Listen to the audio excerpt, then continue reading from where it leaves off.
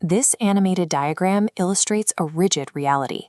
In this world, once a human awakens with magical abilities, their power level is assigned a tier from E up to S.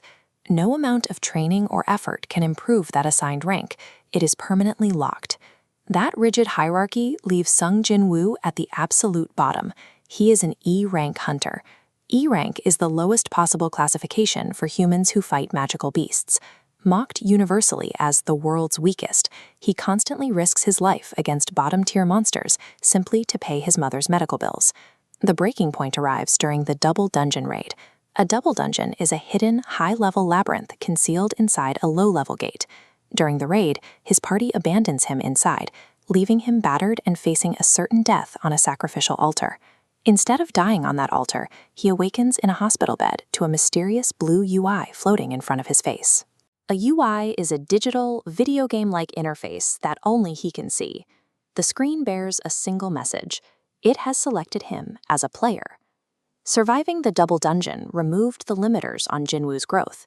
While every other hunter is locked into their rank, he is now the only person in the world who can increase his level.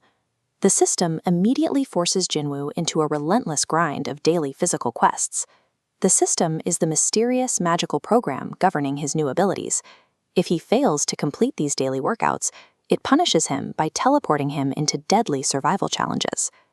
This expanding radar chart shows how that grind manifests. Daily quests grant quantitative stat points for strength, agility, and intelligence, letting him physically level up. The system also provides an infinite dimensional inventory, a private pocket space granting instantaneous access to weapons, armor, and potions. The system installs Kandiaru's blessing into his body. Kandiaru's blessing is a passive skill that operates automatically to keep him alive. It provides extreme regenerative capabilities and grants him total immunity to all diseases and physical fatigue. As he levels up, he acquires active assassin skills, specifically stealth. Stealth completely masks his physical presence and his mana, the internal magical energy that hunters use to fight and sense one another. He pairs this with murderous intent, a powerful debuff skill that uses pure intimidation to petrify enemies and instantly slash their combat stats in half. To safely hone these abilities, he uses personalized hidden dungeons. Hidden dungeons are private combat zones generated entirely by the system. Here, he secretly grinds levels, hiding his rapidly compounding power from the world's S-rank elites, the highest-ranking, most powerful hunters in the world. This constant physical override serves a specific purpose. The system is a forge, using the grind of daily quests and dungeons to harden Jinwoo's body.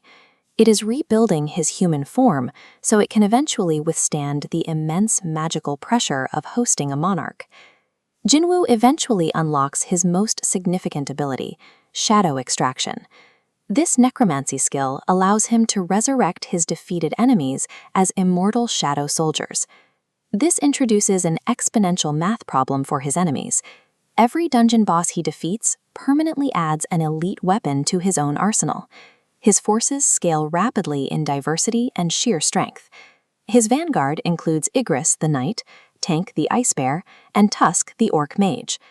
This diagram illustrates the mechanics of his Monarch's Domain ability. Monarch's Domain is a massive area of effect buff that instantly increases the combat stats of every summoned shadow by 50%. He controls this army using Shadow Exchange.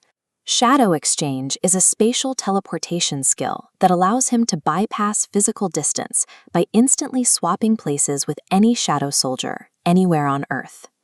By mastering the power of death, Jinwoo completely bypasses the need for a hunter guild, a large corporate organization managing and deploying teams of hunters. He operates as a self-sustaining, one-man global superpower. This immense power creates an isolating paradox. To keep his secrets safe and protect his family from rival hunters, he rejects human allies and fights every battle entirely alone. This isolation exposes a critical mechanical vulnerability. His massive shadow army drains his mana rapidly, leaving him over-reliant on store-bought mana potions to sustain prolonged wars. This solitude has a psychological cost. During raids like the Red Gate incident, Jinwoo has shown a growing indifference toward those he could have saved, prioritizing efficiency and experience points over the lives of low-rank hunters.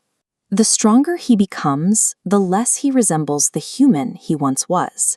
His final test arrives with an apocalyptic threat.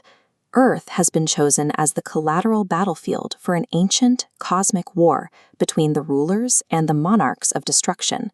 The rulers are angelic beings of light, while the monarchs are godlike entities born from darkness. After securing a victory, Jinwoo uses the divine Cup of Reincarnation. The Cup of Reincarnation is a magical artifact capable of rewinding time itself. He resets the timeline to before the gates ever appeared, which erases his public status, all his wealth, and his fame. That choice comes with a heavy aftermath. To secure humanity's safety, he spends 27 years fighting a solitary war against the monarchs in the dimensional gap. The dimensional gap is an endless void existing between worlds. He eventually returns to Earth as a seemingly normal civilian. He lives a peaceful life in a world that will never know he ended a war on their behalf. Jinwoo lives out his days as an ordinary man. He carries the memories of a 27-year war, ensuring a peace that the rest of the world will never realize they owe him.